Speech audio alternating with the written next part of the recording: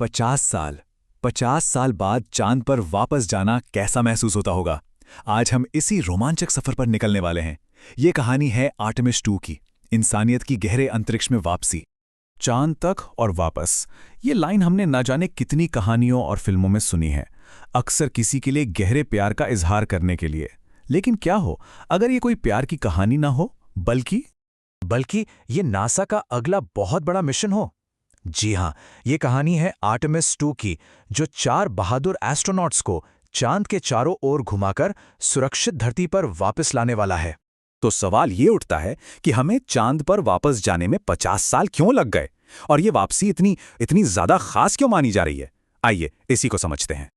जरा सोचिए, 1972 में अपोलो 17 के बाद इंसान ने चांद को अलविदा कह दिया। ऐसा लगा जैसे हमने स्पेस रेस जीत ली और चांद को जैसे भूल ही गए। हमारा सारा ध्यान पृथ्वी के करीब स्पेस शटल और इंटरनेशनल स्पेस स्टेशन पर चला गया। पर अब आधी सदी के बाद हम उस अधूरे सफर को पूरा करने के लिए वापस जा रहे हैं। तो आखिर हम वापस जाए क्यों रहे हैं? क्या ये सिर्फ पुरानी यादें ताज़ा करने के लिए है? नहीं, बिल्कुल नहीं। इसका जवाब आर्टेमिस प्रोग्राम के बड़े और महत्वाकांक्षी लक्ष्यों में छिपा है।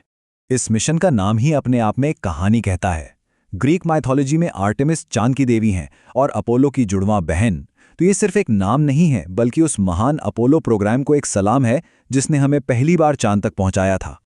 इस बार हम सिर्फ झंडा गाड़ने नहीं जा रहे। आर्टेमिस के लक्ष्य कहीं ज्यादा बड़े हैं।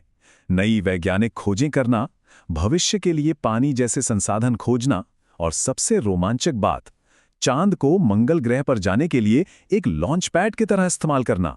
जी हां, हमारा अगला पड़ाव मंगल है। हर महान मिशन के पीछे कुछ महान लोग होते हैं। तो चलिए मिलते हैं उन 4 यात्रियों से जो इस ऐतिहासिक सफर पर निकल रहे हैं। ये सिर्फ एक क्रू नहीं है, ये इतिहास है। कमांडर रीड वाइजमैन के नेतृत्व में विक्टर ग्लोवर गहरे अंतरिक्ष में जाने वाले पहले अश्वेत व्यक्ति बनेंगे।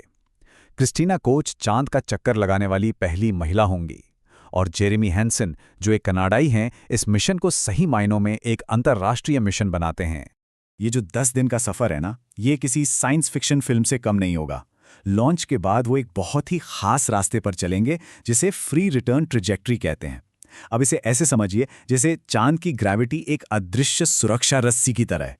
मतलब अगर इंजन फेल भी हो जाए तो चांद की ग्रेविटी उन्हें खींचकर सुरक्षित घर वापस भेज देगी। है ना कमाल की बात?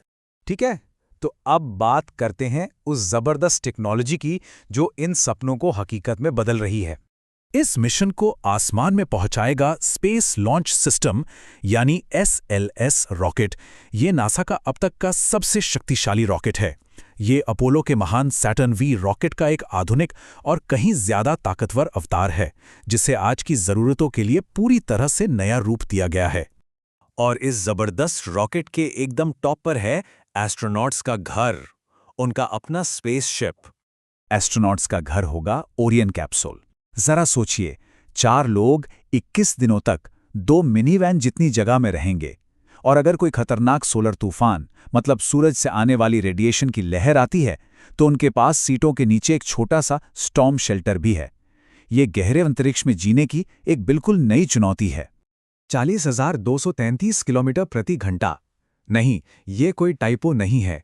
ये वो अविश्वसनीय रफ्तार है जिससे ओरायन कैप्सूल पृथ्वी के वायुमंडल में वापस आएगा। और ये रफ्तार सिर्फ एक रिकॉर्ड बनाने के लिए नहीं है। असल में ये मिशन की सबसे बड़ी परीक्षा है। क्या ओरियन की हीट शील्ड इस भयंकर गर्मी और दबाव को झेल पाएगी?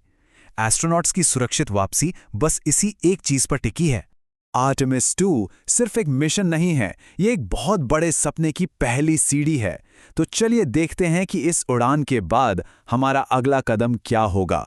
आर्टेमिस 2 तो बस एक शुरुआत है। इसकी सफलता हमें आर्टेमिस 3 की ओर ले जाएगी, जहां चांद पर उतरने की तैयारी की जाएगी। और फिर इसी दशक के अंत तक हम चांद के बर्फीले दक्षिणी ध्रुव पर उतरने की कोशिश करेंगे, एक ऐसी जगह जहां पहले कोई इंसान नहीं गया। तो ये सिर्फ एक उड़ान नहीं है, ये अंतरिक्ष में खोज के एक नए युग का आगाज है। आर्टेमिस हमें याद दिलाता है कि हमारी खोज की प्यास कभी नहीं बुझती। चांद तो बस एक पड़ाव है। असली सवाल यह है कि हम इंसानियत को इस ब्रह्मांड में और कितनी दूर तक ले जा सकते हैं।